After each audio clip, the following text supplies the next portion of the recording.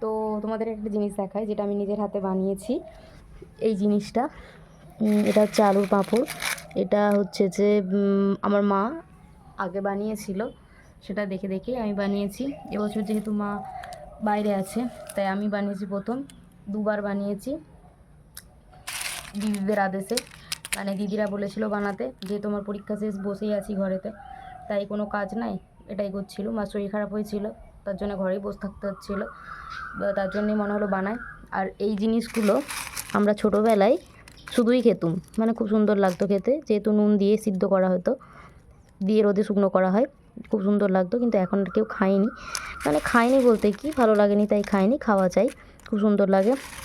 এগুলো তেলে ভাজলে এখন রোদে দিয়ে দারুণ হবে। তো চলো তোমাদেরকে সেটা দেখাই কেমন হয়। এগুলো আগে ভালো করে তুলে নিই, কারণ কাপড়ের মধ্যে চিটিয়ে আছে, এই যে।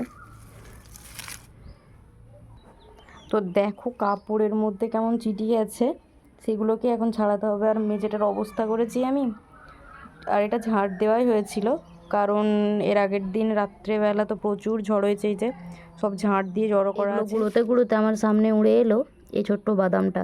আচ্ছা, তোমাদের মনে আছে এই ছোট্ট বাদামটার কথা?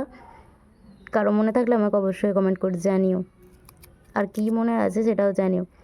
আসলে এই ছোটো বাদামটা ছোটোবেলায় আগে আমরা পলিথিনের মধ্যে কুড়িয়ে কুড়িয়ে খেতাম, মানে এরকম করে ছাড়িয়ে, এই জিনিসটাকে ছাড়িয়ে, এই যে এইটাকে ভালো করে ছাড়িয়ে ভিতরে জিনিসটাকে খেতাম।